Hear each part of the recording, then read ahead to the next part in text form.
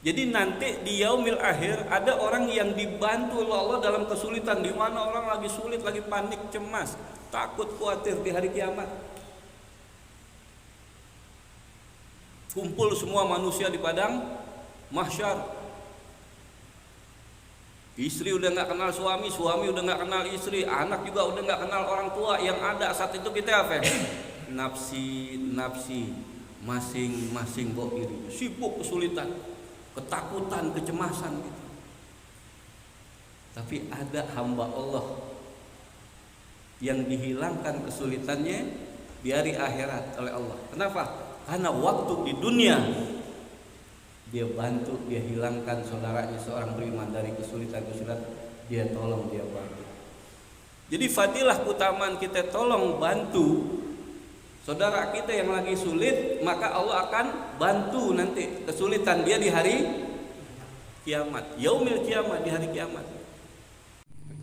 Assalamualaikum warahmatullahi wabarakatuh. Teman-teman sekalian, apa kabar? Mudah-mudahan kabarnya selalu dalam keadaan sehat walafiat, diluaskan rezekinya, dimudahkan usahanya, dan selalu dalam bimbingannya. Amin Allahumma amin. Itulah harapan kita semua tentunya. Teman-teman sekalian, mari kita senantiasa menuntut ilmu, karena salah satunya fadilah menuntut ilmu adalah memudahkan jalan kita untuk menuju surganya Allah Subhanahu wa taala. Dan langkah kanan kita Allah angkat derajatnya, langkah kaki kiri kita Allah ampuni segala dosa-dosa kita. Adapun pada kesempatan malam hari ini yang mengisi materi adalah guru kita Kiai Haji Abu Ali dengan topik pembahasan kitab Arba'in Nawawiyah bab yang ke-36. Bagi saudara-saudara kita yang belum sempat hadir pada kesempatan pengajian kali ini, malam hari ini, ya, bisa simak di channel yang satu ini. Mudah-mudahan kita senantiasa mendapat keberkahan dari Allah Subhanahu wa taala. Sekian, assalamualaikum warahmatullahi wabarakatuh. Man itu kalau bahasa kita barang siapa atau siapa saja. Ya, barang siapa atau siapa saja. Jadi bersifat umum, baik dia laki maupun perempuan.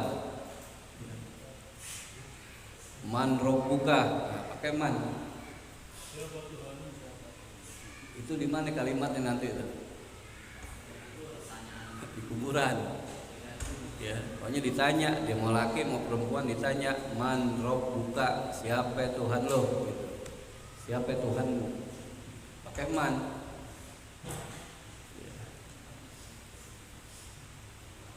Nah di sini hadisnya man. Barang siapa atau siapa saja nafasa, napas. Apa itu napas? Nafasa. Napas itu apa? Nafas itu meringankan daripada ya pernapasan kita. Bukan disebut nafas. Ya. Napas yang lega, nafas. Cuman di sini maksudnya nafasa ini menghilangkan. Jadi barang siapa atau siapa saja dia menghilangkan an mukmin dari seorang mukmin, kurbah. Kurbah itu sesak napas. Maksudnya kurbah di sini kesulitan. Orang yang kesulitan punya masalah napasnya gimana? Dagang sepi, duit nggak punya, buat masuk sekolah anak-anak kagak ada duit. Gimana nafas kita? Nyesek. Ya, nyesek jadinya kita. Bisnis nggak gol, proyek nggak gol, nyesek. Makanya kata Rasulullah di sini barang siapa atau siapa saja menghilangkan satu kesulitan seorang mukmin. Jadi dia menghilangkan satu kesulitan seorang mukmin, maksudnya menghilangkan, dia bantu, dia tolong kesulitan seorang mukmin. Di sini pakai kata-kata mukmin. Jadi khusus mukmin jadinya. Ya. Kurbatan satu kesulitan. Sulit apa? Kesulitan apa aja? Terutama persoalan utang piutang. Terutama salah satu kesulitan yang dirasakan oleh setiap seorang mukmin apa ya? Utang piutang.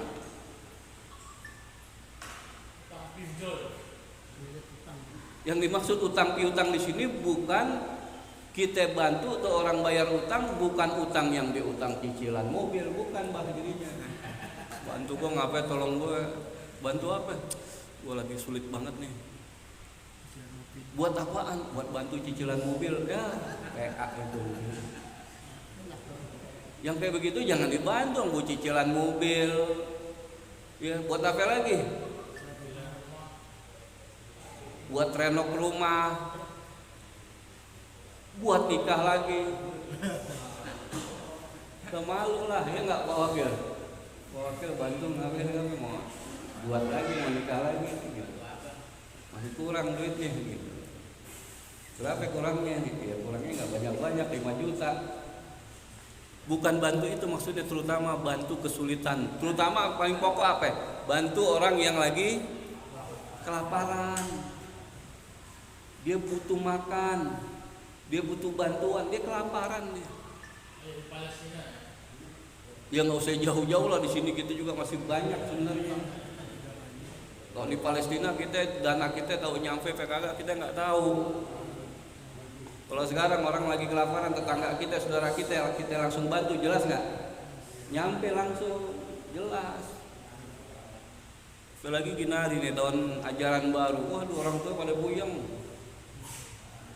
Pusing ya, buat beli ini, daftar ulang dan sebagainya, orang tua pada puyeng gitu. Jadi bantu kesulitan seorang mukmin, hilangkan kesulitan seorang mukmin. Lalu apa dalam hadis ini? Min kurobid dunya. Jadi kurbatun, satu kesulitan, banyak kesulitan, kurob. Kurbatun, satu kesulitan, tapi banyak sulit, banyak masalah, kurob. Jadi bantu seorang mukmin dari kesulitan, satu kesulitan apa? Kesulitan dunia. Di dunia mengalami kesulitan seorang mukmin, bantu, tolong, kata Rasulullah. Lalu apa kebalikannya, jaminannya kalau kita bantu seorang mukmin dari kesulitan, kita hilangkan kesulitannya? Apa jaminannya? Kata Rasulullah dalam hadis ini, nafasallahu anhu kurbatan min kurobi yaumil qiyamah. Kata Rasulullah, siapa orang yang menghilangkan kesulitan seorang mukmin dari kesulitan dunia, dan pasti Allah akan apa? Menghilangkan satu kesulitan dari kesulitan di hari kiamat. Jadi nanti di yaumil akhir ada orang yang dibantu oleh Allah dalam kesulitan, di mana orang lagi sulit, lagi panik, cemas, takut, khawatir di hari kiamat. Kumpul semua manusia di padang mahsyar. Istri udah nggak kenal suami, suami udah nggak kenal istri, anak juga udah nggak kenal orang tua. Yang ada saat itu kita apa? Nafsi, masing-masing bawa diri, sibuk kesulitan, ketakutan, kecemasan gitu. Tapi ada hamba Allah yang dihilangkan kesulitannya di hari akhirat oleh Allah. Kenapa? Karena waktu di dunia dia bantu, dia hilangkan saudaranya seorang beriman dari kesulitan, dia tolong, dia bantu. Jadi fadilah keutamaan kita tolong bantu saudara kita yang lagi sulit, maka Allah akan bantu nanti kesulitan dia di hari kiamat, yaumil kiamat, di hari kiamat. Jadi kalau kita pakai hukum sebab akibat, Allah bantu kita nanti kesulitan di hari kiamat. Sebab apa? Akibat. Sebabnya apa? Sebabnya kita menolong saudara kita yang lagi kesulitan. Akibatnya dibantu sama Allah nanti di hari kiamat. Ngeri kejadian kita di hari kiamat, ngeri Pak Surono nanti. Hancur-hancuran kita udah. Ya, harta kita nggak ada yang bawa kita harta, mobil, kendaraan, rumah yang bagus nggak ada yang kita bawa. Yang kita bawa apa? Amal. Yang kita bawa amal, nggak ada lagi yang kita bawa. Semua udah nggak ada yang berlaku lagi. Ini kata hadis Rasulullah kayak begitu. Jadi barang siapa yang menghilangkan kesulitan seorang mukmin dari kesulitan-kesulitan dunia, dia sulit di dunia, maka pasti Allah akan bantu dia dari kesulitan-kesulitan nanti di hari kiamat. Dibantu oleh Allah, ditolong oleh Allah, dilindungi oleh Allah, dibantu oleh Allah. Kita nggak bisa ngebayangin ini nanti kumpul di hari akhir, dari kiamat kita. Manusia kumpul, desek-desekan, panas. Bahkan dalam satu keterangan hadis sampai dia keringetan, karena panasnya sampai dia keringetan. Sampai keringatnya itu ada yang sepinggang, sampai keringatnya itu ada yang sepinggang, ada yang sampai menutupi mulutnya, dan bahkan ada yang tenggelam dalam keringatnya. Sulit, berat ujian kita di sana, sibuk kita masing-masing. Nggak ada yang bisa nolong kita, nggak ada yang bisa bantu kita. Yang bisa nolong bantu kita apa ya? Tuh salah satu amal waktu di dunia, nolong saudara, nolong saudaranya, bantu saudaranya lagi sulit gitu. Kita ini ngaji, duduk di majelis ilmu ini, kan harusnya hati kita makin keras atau makin lembut kita? Makin lembut hati kita. Kita duduk di majelis ilmu, hati kita ini makin lembut. Hati kita ini makin ada rasa kasih dan sayang. Hati kita ini ada rasa peduli sama saudara kita. Sekarang kalau kita ngaji berpuluh-puluh tahun, kemudian hati kita keras, masa bodoh, nggak peduli sama orang. Gimana ngaji apa ya Pak Surono? Tujuan kita ngaji melembutkan hati Pak Bambang. Mungkin ada orang ngaji berpuluh-puluh tahun kok hatinya keras. Ini nggak benar, ada yang salah. Bisa salahnya dia, bisa juga salah pengajarannya. Kan kita tujuannya apa sih? Tujuannya kita ngaji, kita ibadah kepada Allah, mendekatkan diri kepada Allah, dan berbuat baik kepada sesama. Itulah yang dikatakan wa ma arsalnaka ila rahmatal, baru menjadi rahmat kayak begitu. Orang yang lagi berkelahi, damin. Tuh kan? Orang yang lagi sulit, bantu. Orang yang lagi kelaparan, kasih makan. Betul nggak? Orang yang belum kawin, yang belum punya istri, cariin istri. Orang yang udah punya istri, mana Pak Surono?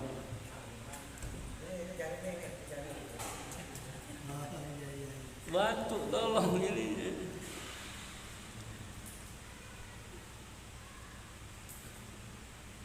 Jelas nggak di sini? Jelas nggak kira-kira di sini? Bisa kita pahamin ya? Bisa kita amalin? Kasih minum orang yang kehausan, kasih makan orang yang kelaparan, kasih kerja orang yang nggak punya kerjaan.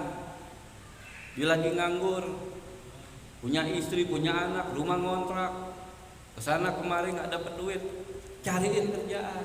Siapa yang cariin kerjaan? Pemerintah. Buka lapangan kerja seluas-luasnya, betul nggak? Pemerintah buka lapangan pekerjaan seluas-luasnya. Kesian rakyat. Ngapa jadi tenaga luar yang mau diambil? Kita kekurangan dokter, maka kita butuh dokter dari dokter di Indonesia seabrek-abrek, betul nggak Bang? Seabrek-abrek. Dan kita nggak kalah kok dengan orang-orang luar. Seandainya pemerintah membuka sekolah kedokteran murah, betul nggak? Kenapa kita nggak bisa fakultas kedokteran? Berapa ya fakultas kedokteran? 600 juta. Tuh. 600 juta maksudnya. Coba kalau seluruh rakyat Indonesia sehat-sehat, gimana itu dokter? Ini rakyat Indonesia sehat-sehat semuanya, gimana itu dokter? Nganggur nggak? Nganggur kayak di sana daerah Timur Tengah ada Arab Saudi itu dokter banyak nganggur, orang nggak ada yang sakit, jarang yang sakit. Kok di Indonesia lihat puskesmas, lihat ruang GD, tiap detik bahkan sampai kehabisan kamar. Soalnya jarang orang sakit, sampai dokter bingung. Ini warga kagak ada yang sakit, nganggur berbulan-bulan gak ada yang sakit. Kenapa itu bang? Dibekam kali ya? Insya Allah. Ya, kalau sakit berdoa ya menempatkan diri. Akhirnya dokter nanya, ini kampung ini warga ini nggak ada yang sakit mas sakit dokter. Cuman kita ke dokter itu kalau sudah terakhir, udah nggak ada jalan lain, baru kami ke dokter. Emang gimana cara terapi ngobatin sakit? Kami kalau sakit biasanya ya kami bangun di keningan malam tahajud. Jadi bangun dulu di tengah malam tahajud, dia berdoa kepada Allah, ya Allah saya punya penyakit sembuhkan saya. Dia ngadu, dia ngeluh, dia nangis, dia merengek-rengek sama Allah sama Tuhan. Dengerin nggak ada? Didengerin. Terus ditahajud tiap malam sembuh. Terus bagaimana kalau misal tahajud nggak sembuh juga? Tahajud nggak sembuh juga, dia banyak istighfar. Dia banyak istighfar, dia mohon ampun kepada Allah, astagfirullah, ya Allah ampunin saya, ya Allah banyak dosa. Mata saya ya Allah banyak dosa, ngelihat yang nggak benar, telinga saya banyak dosa, banyak dengar yang mendengar yang nggak baik, lidah saya, mulut saya kadang-kadang suka gibah, namimah, ngomongin orang. Ampunin mata saya ya Allah, telinga saya ya Allah, lidah saya ya Allah, kaki saya nih kok melangkah ke tempat yang baik-baik berat banget. Ini kaki kok mau ke masjid, ke musola, majelis lain kok kayak dirantai. Tapi kalau kaki nih ke tempat wisata kok kaki biar jauh-jauh. Iya, tempat maksiat kok cepet banget. Istighfar kami. Tahajud nggak mempan, kami istighfar dokter. Terus gimana istighfar juga nggak mempan? Kami sedekah, kami keluarkan sedekah. Kami keluarkan sedekah pada orang-orang yang membutuhkan sedekah. Di situ jadi ternyata kuncinya mereka nggak ke dokter tuh karena ada solusi dalam agama. Dia tahajud, dia istighfar, dia sedekah. Dan sedekah itu kan salah satu untuk ngobatin penyakit, memancing turunnya rezeki dengan sedekah. Oh gitu, pantesan sepi. Ya, pantesan sepi di sana begitu kiatnya. Jadi kita kalau ke dokter tuh udah terakhir, udah mentok baru. Ya, gitu. Atau ya minimal kami baca air putih, kami bacain surat Al-Fatihah berkali-kali.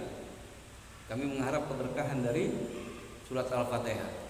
Kami minum, ya, kami bacain Al-Fatihah berkali-kali, berulang-ulang, dan kita berharap kepada Allah, minta kepada Allah, Allah berikan air putih ini dengan surat Al-Fatihah menyembuhkan penyakit kami. Minum madu pahit. Atau boleh madu, boleh ya. Ya, paham jadi ya.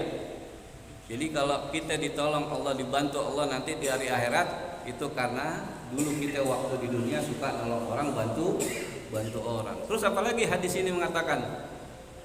Apa selanjutnya hadisnya? Wa man yasyara ala mu'syirin yasyarallahu alaihi fid dunya wal akhirah. Perhatiin hadisnya. Barang siapa yang memudahkan orang yang mu'sirin, orang yang kesulitan, dalam keadaan sulit, dalam keadaan di kesulitan apa aja. Kemudian dia mudahkan urusannya, sulit dimudahkan, jangan dipersulit, jangan. Mudahkan urusan orang, apalagi urusan agama. Kata Rasulullah apa? Yashiru wala tu'ashiru, mudahin, jangan bikin sulit orang dalam agama. Bashiru, beritakan kabar gembira. Kemudian apa? Wala tunafiru, jangan sampai orang lari dari agama. Itu Rasulullah. Bahkan Rasulullah kalau disuruh pilih oleh Allah tentang urusan agama, yang sulit apa yang mudah, Rasul pilih yang mudah, bukan yang sulit. Agamanya mudah. Yuridullahu bikumul yusra wala yuridu bikumul usra. Allah menghendaki agama ini kemudahan, bukan kesulitan. Ya, kalau ada kesulitan dalam agama, maka kaidah fikihnya al-masyaqqatu tajribu at-taysir, di mana kita sulit dia melaksanakan satu ibadah dalam agama, disitulah muncul kemudahan. Tuh kayak begitu. Jadi mudahkan orang yang kesulitan, pasti Allah akan mudahkan urusannya nanti fid dunya wal akhirah. Dimudahkan Allah urusannya dunia dan jadi kalau kita di dunia urusan kita susah, urusan kita sulit, urusan kita kok begini-begini mampet, bisa jadi kita suka mempersulit orang. Bisa jadi kita suka persulit orang, dipersulit oleh Allah Subhanahu wa taala.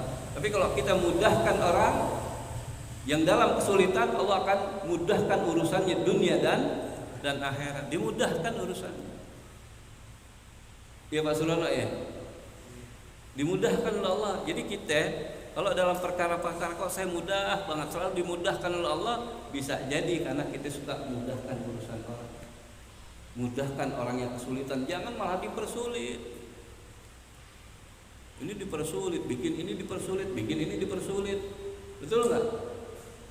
Dan bikin 4 maksiat aja gampang banget.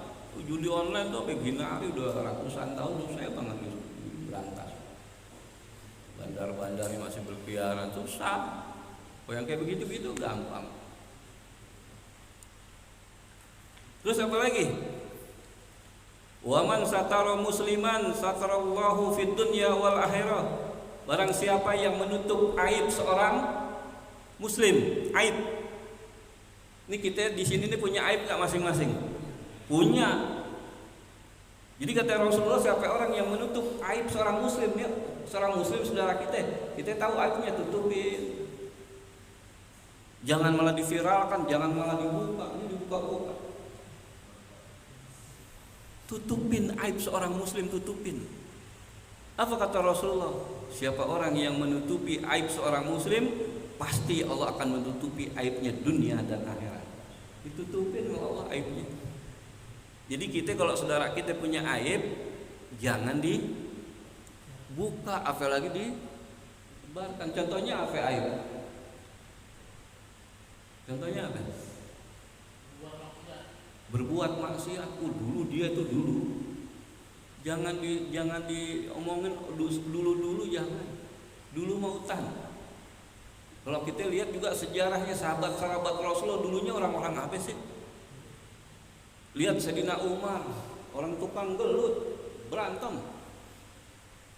Lihat sahabat-sahabat yang masuk Islam dulu masa jahiliyahnya, mabok.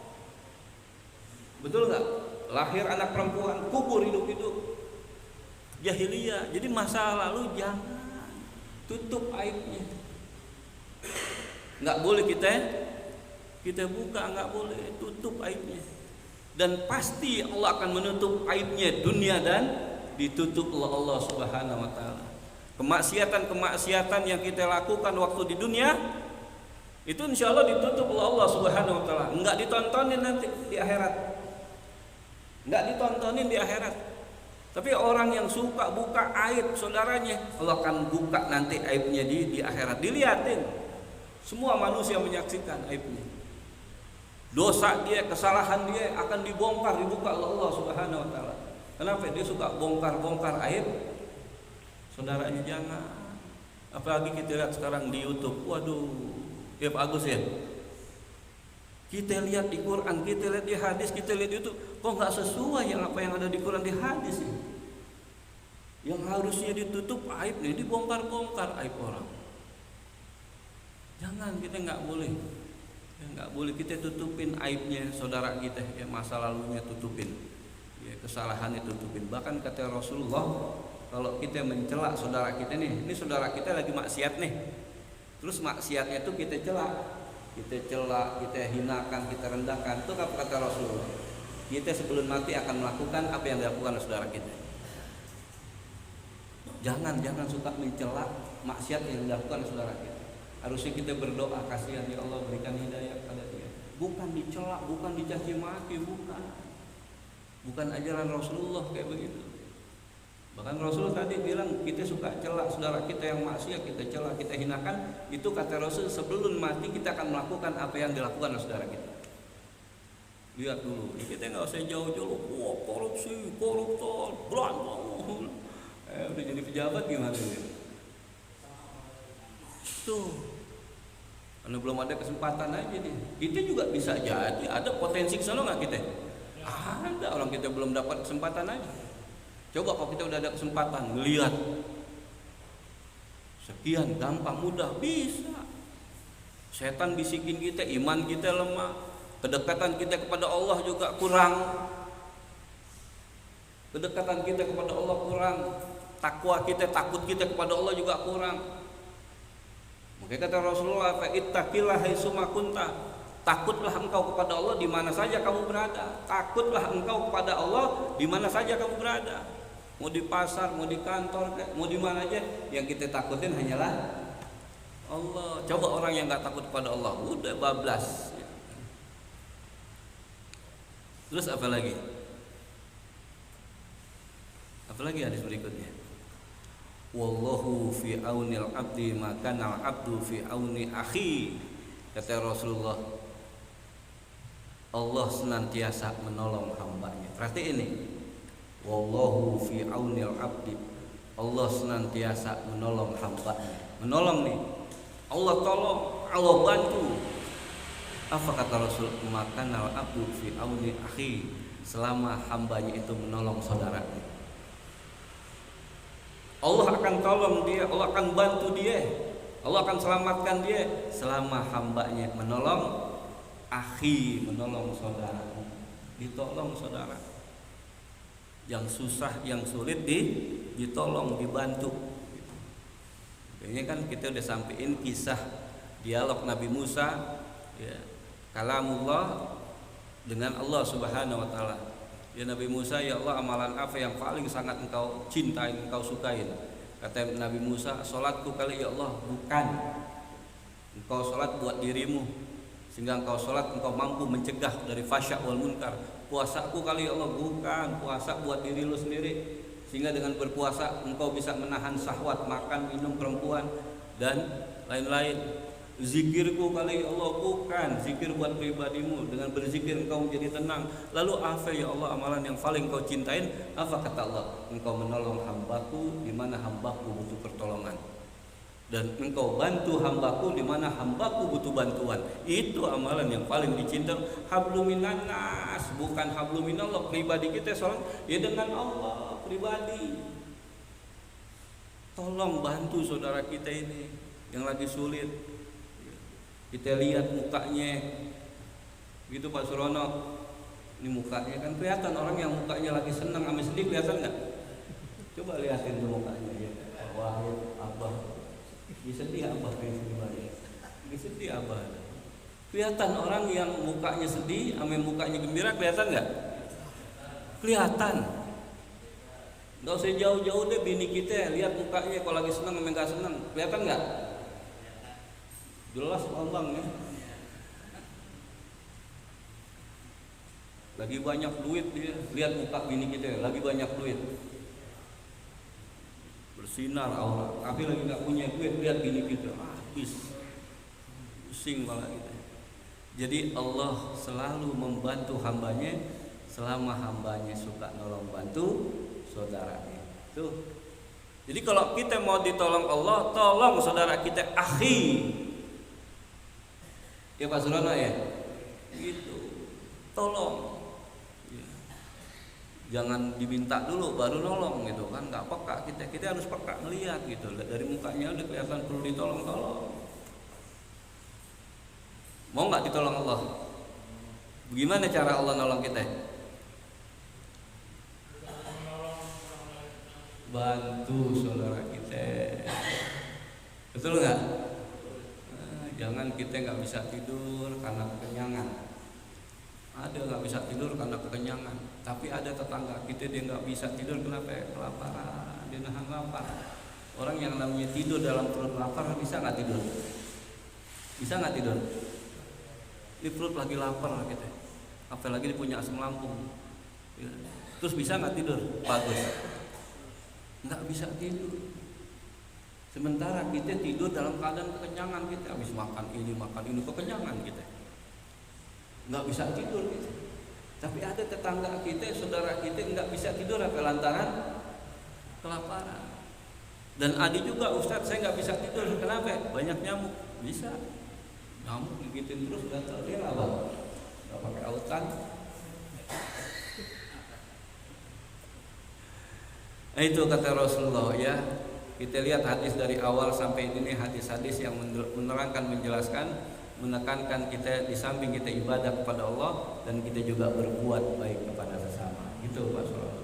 Kami siapkannya kita baik. Ada orang yang bertengkar, akurin. Ada orang yang kelaparan, kasih makan. Ada orang yang kehausan, kasih minum. Tuh ada orang yang nggak punya kerjaan, kasih kerjaan. Kalau kita kerja di satu perusahaan nih, di satu perusahaan ada lowongan kerja, buru-buru kasih tahu. Jangan diam baik, jangan cicing baik. Ini tetangga gue kayaknya baru lulus sekolah, dia lagi nyari kerjaan nih, pas di perusahaan saya lagi butuh kerjaan. Inting lamar. Bikin lamaran, ntar ada yang bawa. Dan insya Allah alhamdulillah HRD-nya aneh, yang nerima karyawan aneh. Itu bantu kayak begitu. Jangan diam aja. Nah itu intinya gitu. Terus apa lagi kata Rasulullah, hadis berikutnya panjang nih hadisnya. Wa man salaka tariqan yaltamisu fiha ilman sahalallahu lahu tariqan ilal jannah. Kata Rasulullah, barang siapa atau siapa saja yang dia menempuh satu jalan, di mana di jalan itu dengan tujuan dia niat mencari ilmu. Salaka dia tempuh, dia keluar dari rumahnya dengan tujuan mencari ilmu. Kayak kita nih duduk di rumah di majelis ini nih. Tujuannya apa kita? Mencari ilmu agar ilmu itu manfaat buat kita, terutama biar hati kita ini makin lembut, bukan makin keras, bukan makin kasar. Biar kita ini hati kita makin dermawan, bukan makin bakhil pelit.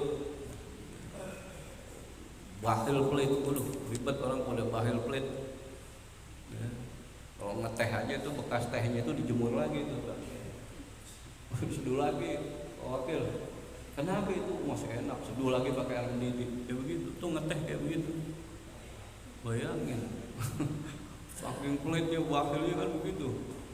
Kopi yang udah kopi sisa dijemur lagi dia. Seduh lagi emang enak, kagak enak, asam tuh, asam lambung nggak bagus. Tuh saking pelitnya kayak begitu. Ada nggak orang yang pelit kayak begitu tuh? Ada nggak bagus? Jangan hartanya kita minta, dosanya kita minta, dia kagak kasih. Dosanya kita minta tuh Pak Wakil dikasih nggak? Wah nggak dikasih, pelit. Ya udah kalau emang ente nggak mau ngasih dosa ente, ane beli dosa ente jual nggak? Kita bilang kita beli dosa ente dijual nggak gitu? Wah kagak. Kalau kita beli itu, pelitnya begitu bahitnya tuh. Mungkin alamatul bahil, tanda-tanda orang bahil pelit kelihatan. Kelihatan Pak Budi? Oh iya kelihatan aja. Ada tuh babnya tuh tanda-tanda orang pelit tuh kelihatan tuh. Mudah-mudahan kita nggak termasuk tuh di situ. Jadi siapa orang yang menempuh satu jalan dengan tujuan dia mencari ilmu, apa kata Rasulullah? Sahalallahu lahu tariqan ilal jannah. Kelak nanti Allah mudahkan dia jalannya ke surga. Jadi orang yang tujuannya dia menempuh jalan, dia keluar dari rumahnya dengan tujuan untuk mencari ilmu, dengan ilmu itu dia beribadah dengan ilmu jadinya. Sehingga nanti apa fadilahnya? Allah mudahkan nanti jalannya menuju surga. Jadi salah satu nanti kalau ada orang yang kita lihat pada saat dibangkitkan dari kubur, kok dia mudah jalannya menempuh ke surga, Shirathul Mustaqim terakhir dilewatin, nggak ada rintangan, sampailah di ke surga, sampailah di ke telaga Rasulullah. Berarti salah satunya, oh ini orang dulu di dunianya doyan ilmu, kemana aja ilmu dicari ilmu. Imam Syafi'i lihat nyari ilmu kemana-mana, ke Mekah, ke Madinah, mana lagi ke Baghdad, ke Irak, dan terakhir ke Mesir, nyari ilmu. Imam Bukhari nyari satu hadis jalan kaki kemana-mana, nyari satu hadis Imam Bukhari. Begitu Imam Muslim juga, Sunan Abu Daud, Imam Ahmad juga kayak begitu, nyari ilmu. Doyan sama ilmu gitu ya. Dia doyan ilmu. Kan ada orang kalau udah nggak doyan susah. Kita ajak bagaimana juga nggak doyan, nggak doyan gitu. Kita termasuk doyan nggak kita? Kita termasuk doyan. Tapi kebanyakan kita lihat ambil ilmu orang kebanyakan doyan apa enggak? Kalau ambil duit pada doyan nggak? Semua orang Kalau udah ambil duit, doyan semuanya. Makanya orang yang doyan ambil duit disebutnya apa? Mata apa? Mati duitan. Kita nggak punya duit misalnya di kantong kita nih, wah duit itu pengaruh nggak ke badan? Pengaruh nggak Pak? Lemes kita Pak Wakil, betul nggak? Coba kalau di dompet kita, duit kita tebal, jalan gimana Pak Wakil? Oh, mau makan apa lo? Coba kalau nggak punya duit kita, ya Ustaz Nur Soleh, bagaimana kita itu badan? Lemes kita. Ya makanya dalam kaidah bahasa Arab tuh, ya, dalam kaidah bahasa Arab, mafi fulus, mampus tuh kaidah bahasa Arab tuh. Mafi fulus, mampus, maksudnya nggak punya duit mati aja lu, gitu. Tuh kaidahnya begitu Pak Wakil. Mafi fulus, mampus. Itu maksudnya kalau bahasa kita aja tuh kaidah nggak punya duit, mampus gitu. Sempit langkah kita. Punya duit 1000, ya udah langkahnya 1000. Ya, makanya kita ini menempuh perjalanan akhirat, perjalanan yang panjang kita ini. Kita akan menempuh perjalanan kampung kita ini, kampung akhirat, menempuh perjalanan yang panjang. Karena menempuh perjalanan yang panjang, apa yang harus kita persiapkan? Yang kita perbanyak? Bekal. Biar kita sampai. Kita ke Cirebon, pulang pergi Cirebon berapa? Naik bis 200. Naik kereta rame-rame. Kalau naik kereta satu orang berapa itu? Cirebon Express. Hah? Tuh 2 juta berenam. 2 juta berenam. Duit cuma 1 juta, nyampe nggak Pak Wai? Berani nggak Pak Wai? Nggak bisa balik lagi. Nggak berani kita, betul nggak? Bekal kurang. Lalu bagaimana bekal kita di akhirat? Udah cukup belum bekal kita untuk menuju perjalanan yang panjang? Makanya salah satunya dimudahkannya kita nanti ke surganya Allah, hadir di majelis ilmu. Dimudahkan. Jadi salah satunya nanti nih kita nih yang rajin hadir di majelis ilmu di mana aja, itu nanti akan dimudahkan oleh Allah, yaitu jalannya ke surga itu kata Rasulullah. Sahallallahu lahu tariqan ilal jannah. Pasti Allah akan mudahkan jalannya menuju surga, enak masuk surga. Terus apa lagi? Wa majtama'a qaumun fi baitin min buyutillah yatluna kitaballah wa yatadarusunahu bainahum ila nazalat alim sakinah wa ghasiyatuhumur rahmah wa khafathumul malaikah wa zakarahumullahu fiman indah. Kemudian kata Rasulullah, apa kata Rasul? Dan tidaklah satu kaum dia berkumpul di rumah Allah, dari rumah-rumah Allah, kumpul nih satu kaum. Di mana itu? Masjid nih, kumpul. Kita kumpul di masjid. Kemudian mereka saling membaca kitab Allah. Mereka baca kitab Allah, yatluna kitab Allah, mereka membaca kitab Allah. Kemudian mereka mentadaruskan kitab Allah. 2, baca, tadarusin. Baca tuh, baca ayatnya. Tadarus, pahamin maknanya. Contoh, Bismillahirrahmanirrahim. Itu baca. Tadarusnya gimana? Dengan nama Allah yang Maha Pemurah, Maha Penyayang. Tuh tadarus, kita tadarus. Oh berarti Bismillah ini isinya maknanya dengan nama Allah, Allah yang Maha Pemurah, Maha Penyayang, Maha Pengasih, dan kasih Allah, sayang Allah tanpa batas. Kalau kita kan ada batasannya, betul nggak? Kita punya nggak rasa kasih, rasa sayang? Terbatas nggak? Terbatas kita. Tapi kalau Allah nggak punya batas, dia tanpa batas. Itu kasih sayang Allah. Ya. Kemudian apa lagi? Mereka saling membaca kitab Allah dan saling mentadaruskan di antara mereka. Apa kata Rasul? Melainkan Allah turunkan kepada mereka sakinah, ketenangan. Turun. Allah turunkan apa? Ketenangan dalam hati kita, tenang. Nih kita kalau duduk di majelis ilmu, hati kita gelisah, tenang kita. Itulah karena Allah turunkan ketenangan melalui malaikatnya, turun ketenangan. Allah turunkan ketenangan. Terus apa lagi? Dan mereka diliputi oleh rahmat oleh Allah Subhanahu. Diliputin rahmatullah Allah. Kemudian apa lagi? Dan malaikat mengelilingi mereka. Dikelilingin oleh malaikat kita. Cuman nggak kelihatan aja malaikat. Coba kau kelihatan malaikat. Di Masjid Al-Ikhlas malaikat menampakkan di majelis ilmu, viral nggak? Orang pada kesini nggak? Balik kesini nggak? Di Masjid Al-Ikhlas, Bakti Al-Quni RT sekian RW sekian, malaikat nampak ribuan malaikat di majelis ilmu. Kelihatan jamaah pada melihat dan malaikat menampakkan wujudnya. Kira nggak Ustaz Nur? Pada kesini nggak? Wah ramai kesini.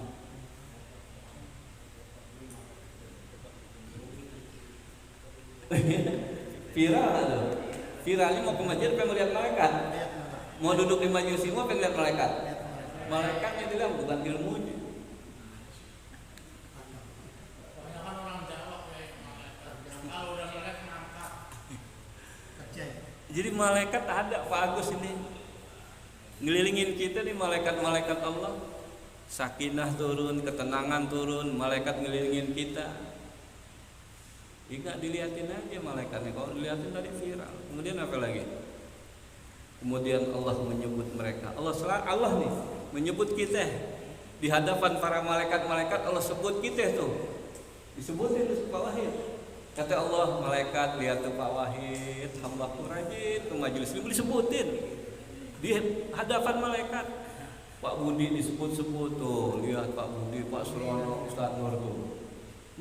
Allah yang nyebut di hadapan para malaikat, disebut Pak Wakil. Waduh, itu kalau disebut nama kita aja, disebut nih nama kita. Acara apa misalnya? Acara Maulid Isra Mi'raj, nama kita disebut, yang terhormat, yang termulia, yang kita hormati. Gimana gitu? Hah? Apalagi yang nyebutnya misalnya seorang pejabat, seneng nggak kita? Iya. Seneng banget. Coba-coba kita nggak disebut, kesel nggak kita? Lagi kalau baper, balik dia pulang. Ini Allah menyebut orang-orang yang hadir di masjid di hadapan para malaikat, disebutin kita atu-atu. Terus apa lagi terakhir ujung hadisnya? Waman abta'a bihi amaluhu lam yusri bihi nasabuhu. Barang siapa yang diperlambat amalnya lambat, lam yusri bihi nasabu, maka nasabnya tidak bisa mendahului. Yang bisa mendahului dia adalah amalnya, bukan nasabnya. Jadi amal nanti yang dilihat oleh Allah Subhanahu wa taala. Inilah hadis yang cukup panjang yang kita bisa ambil hikmah faedahnya. Intinya apa?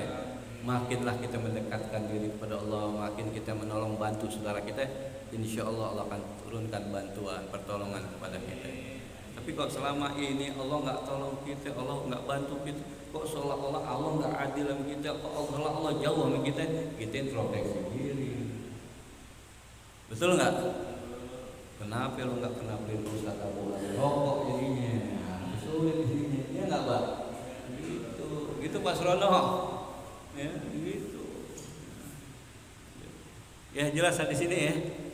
Bantu tolong saudara kita gitu. Ya. Ada yang mau nanya nggak? Iya. Assalamualaikum warahmatullahi wabarakatuh. Waalaikumsalam warahmatullahi wabarakatuh. Tadi kayak menyebut kita harus menutup aib orang lain. Kemudian saya sering mendengar baik di Al-Quran maupun hadis itu kan seperti apapun itu kalau aib, contohnya aibnya Fir'aun, aibnya Namrud dan sebagainya. Itu apa termasuk aib atau sebagai contoh? Di sini disebut orang mukmin ya. Apakah umpamanya kalau aib seorang itu kalau buat foto bagi kita apakah boleh? Iya, jadi kalau di sini disebut seorang Fir'aun, Namrud, Abu Jahal, Abu Mukmin bukan? Kafir mereka. Kenapa disebutkan di dalam Al-Quran? Ini pelajaran ibrah. Karena Allah yang nyebutin. Allah langsung Allah Maha Kuasa dia. Kenapa Allah sebutin Fir'aun? Apakah Allah nggak membuka Fir'aun? Ini sebagai ibrah pelajaran. Ini Fir'aun hamba Allah yang kurang ajar, ngaku Tuhan tuh Nabi Musa ingetin, nggak boleh begitu, musyrik, ada Tuhan yaitu Allah. Dia teka juga ditenggelamin. Itu bukan Allah buka aib Fir'aun, itu pelajaran buat kita siap aja pemimpin. Pemimpin yang modelnya kayak Fir'aun. Fir'aun kan bukan nama asli, namanya Ramses. Ada Ramses pertama. Fir'aun itu pemimpin yang zalim. Pemimpin yang zalim, pemimpin yang suka pecah belah umatnya, pecah belah rakyatnya. Sebagian diangkat, sebagian ditindas, diinjak. Itu Fir'aun. Jadiin perbudakan.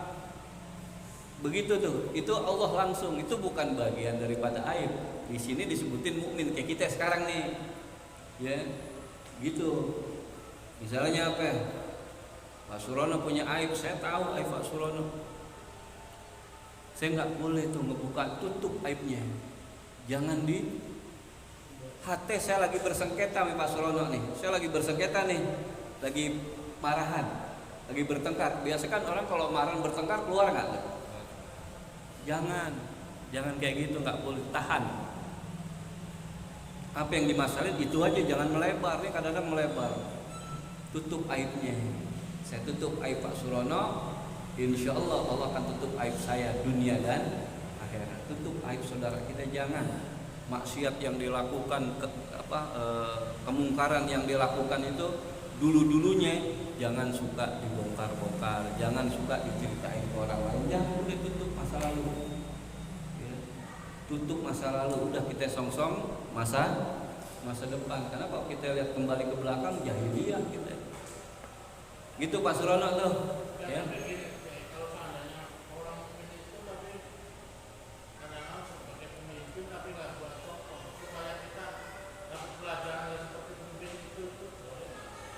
Kalau untuk seorang pemimpin yang melakukan kezaliman, itu tugasnya para ulama ngingetin. Ada pemimpin yang nggak benar, misalnya contohnya RT nih nggak benar banget sih ya. Kalau bisa ulama yang nasehatin dia, ustadz yang nasehatin dia. Kalau bukan ulama, bukan ustadz yang nasehatin RT, didengerin nggak RT? Agak dengerin. Teh, tuh di rumah kontrakan. Gue liatin kayaknya nih keluar masuk laki perempuan, gitu. Jangan sampai dia melakukan perbuatan yang melanggar hukum agama. Coba tengok itu, tegur gitu. Betul nggak? Gitu, tegur. RT-nya marah-marah, mau nggak tuhnya RT yang masuk situ. Ingetin RT-nya. Oh, RT nggak mempan juga, diingetin, teka RT-nya, diktator. Nah, udah kita naik ke atas. Ya udah, kalau memang nggak mempan, gue punya pimpinan lagi di atas. Datang ke Pak Bambang ke RT parah banget itu. Kayaknya sering masuk rumah janda sebelah itu. Gimana itu? Iya nggak? Udah, kalau emang nggak bisa dibilangin, warga kumpul, ganti tuh RT. Betul nggak? Nggak begitu harusnya jadi pemimpin, ya kan, kasih contoh yang baik, ya. Rajin RT-nya ke masjid, betul nggak? Rajin duduk di majelis ilmu RT-nya, begitu, itu yang kita pimpin. Lah ini sekarang RT nggak pernah ke masjid, nggak pernah sholat, nggak pernah duduk di majelis ilmu, duduknya rajinnya di rumah janda tadi, gimana jadinya? Kita ganti nggak kayak gitu? Ganti Pak Surono deh, besok pilih, gue nggak pilih lo lagi dah, gue pilih yang rajin ke masjid, bener nggak? Iya, Pak RT-nya saya udah almarhum ya, iya tuh almarhum itu, gitu Pak Surono ya. Jadi mukmin, kata-kata mukmin kita nih, tutup saudara kita itu, tutup gitu, ya. Kecuali kalau memang ada mafsadat yang bisa merusak orang, baru kita cegah di situ. Ya, demikian ya, paham ya bagus ya, gitu ya. Intinya kita ngaji halusin hati kita ini biar makin halus, hati kita masuk penuh kasih dan sayang. Itu yang penting pokok kita ya, tujuan kita ngaji ini ya, biar hati kita ini makin lembut ya, selembut sutra gitu. Ya, demikian, hadanallahu wa iyyakum ajmain. Walhamdulillahirabbil alamin. Assalamualaikum warahmatullahi wabarakatuh.